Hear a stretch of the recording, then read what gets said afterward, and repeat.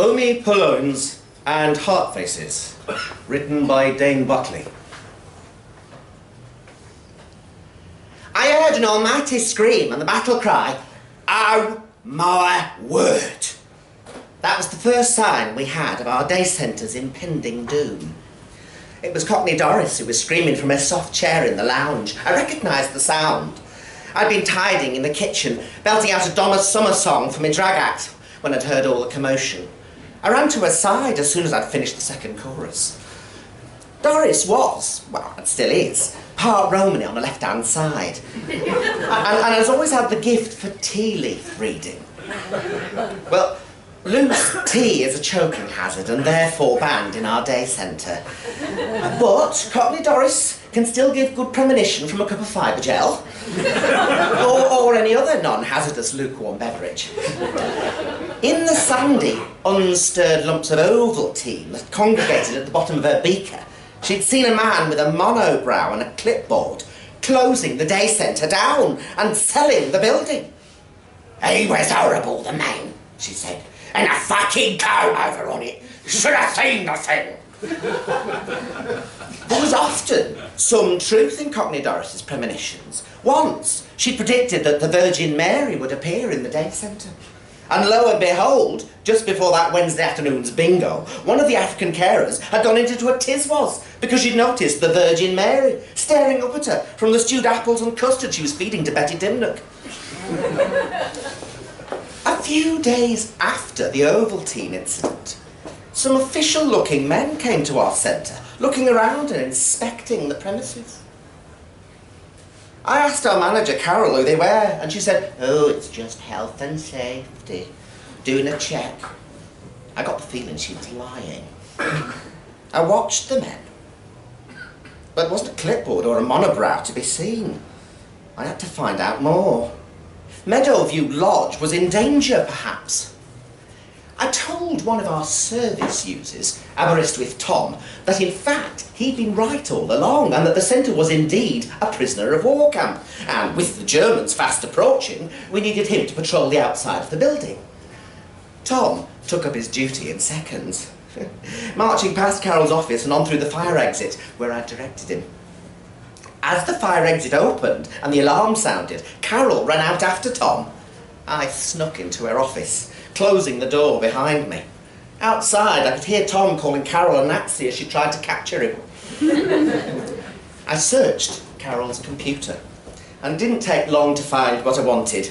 Stored within her anal phone folder system under very important issues was an email about the day centre not being used to its full potential and not offering anything unique. And there was a proposed plan for the council to sell the building and filter the service users and staff across the borough. Well, I couldn't let that happen. I'd not long been in the job, but I loved it, and they loved me. I knew that. It was a wonderful place. The thought of our service users being shipped off to other centres like Hedge House with its smell of piss and absence of laughter, it broke my heart. We needed to get a spotlight on our centre, and we needed to have something unique, something only we could offer. They couldn't touch us then. A plan was forming. I called an emergency meeting of our emergency committee. Cook, some of the other support workers, two of our volunteers, Cockney Doris, Aberystwyth Tom, and OCD Sid. Initially, there was an idea to occupy the occupational health therapist suite, and Doris said she'd chain herself to a commode, but I explained we needed to think bigger.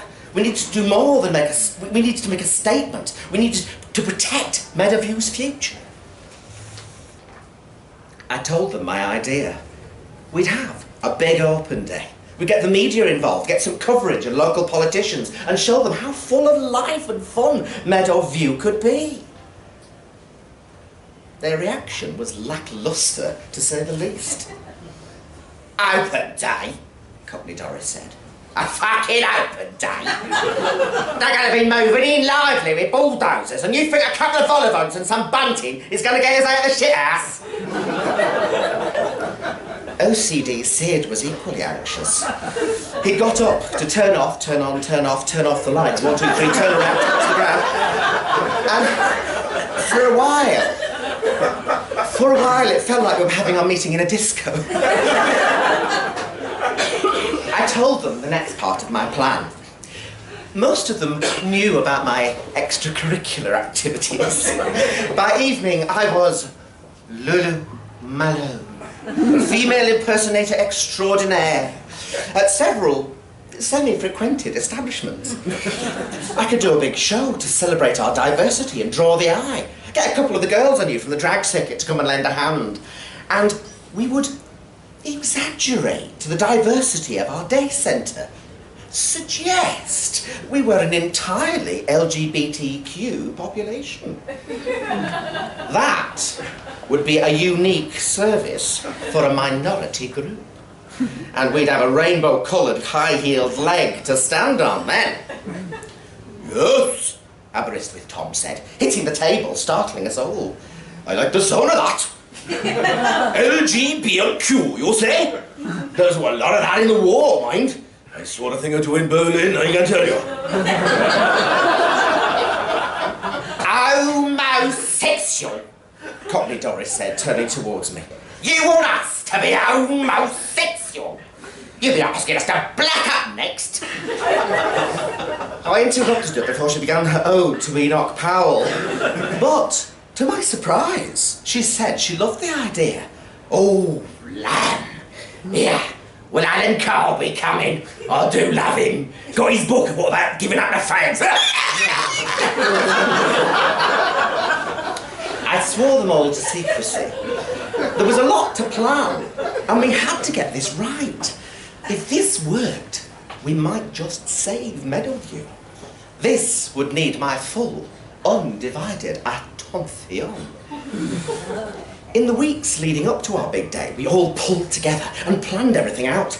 I schooled everyone in gay culture and trans counterculture, whilst Cockney Doris worked on the service users honing their stories.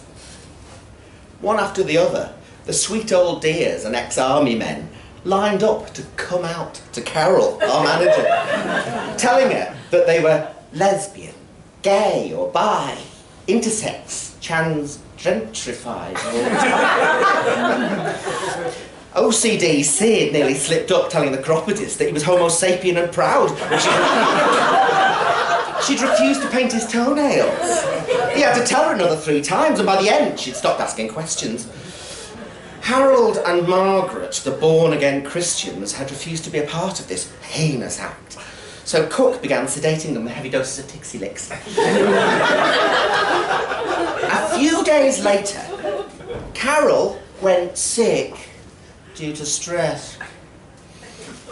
We decorated. No, we didn't.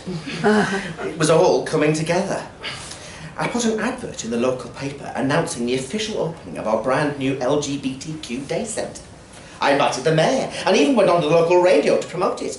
Everyone in town was talking about it. Our big day came around in no time. We decorated our day centre with rainbow flags and balloons and all-inclusive macaroni art from the local comprehensive. Cook laid on a buffet in the main hall and we served juiced-down Bucks Fizz. We had little market stalls and pop-up workshops all over the place and I'd organised a mini concert.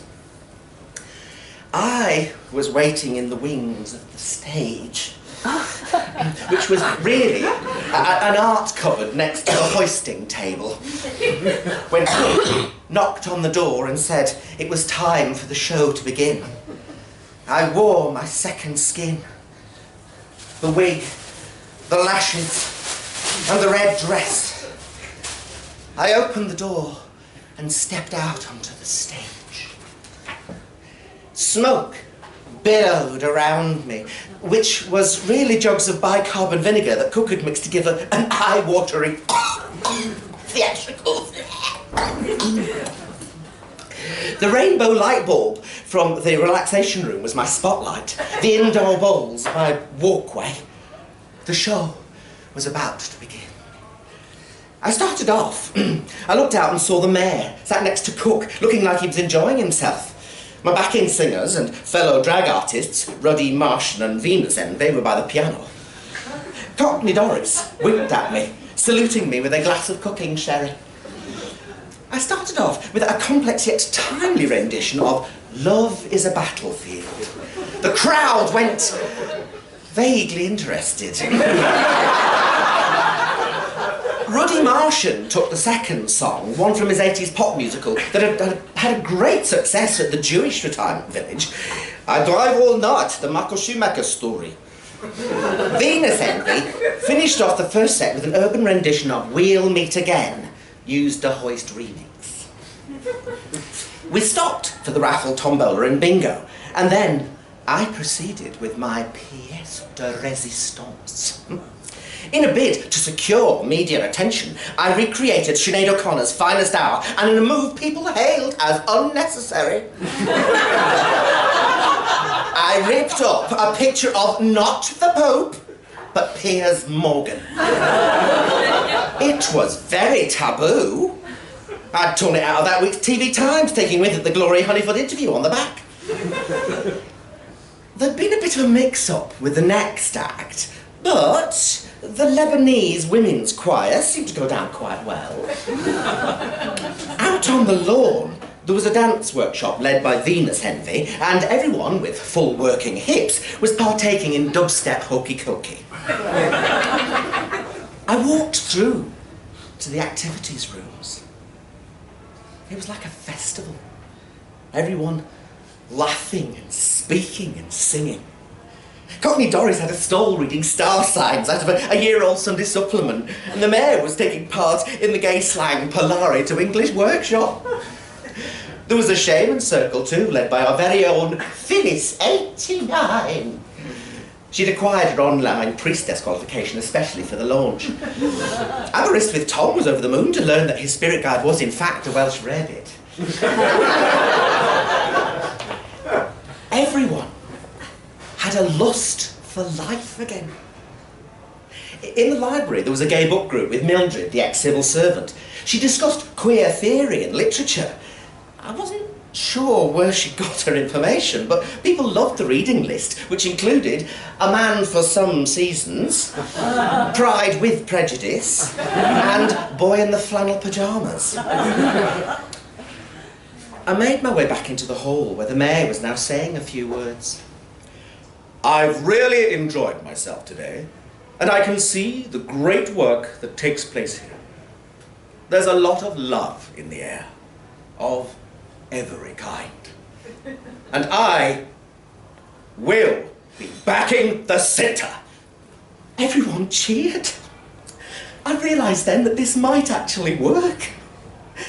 To my surprise, the mayor then said in perfect Polari, Could all Omee Palones and Heartfaces shift your lallies and kindly mince to your seats where we'll varder the boner encore on your actual stagette. Everyone began congregating in the hall and taking their seats for the final set. As the first chords of Boogie Woogie Bugle Boy played out, I looked across the hall. I saw smiles on happy faces. I saw rainbow flags and the hue of victory. It was like looking through a kaleidoscope. The colour spun a carnival calypso. Our centre had been in danger, and we dressed her up and made her work. On the darkest days, we're the brightest colours. That's what we'd done. Who said that? Was it Maya Angelou or Little Mix? I started to sing and held the eyes of every man, woman and non-binary. If there was a part of me that felt bad about getting people to lie, it was put to rest by the fact that we might just get to keep our centre. And isn't that real diversity?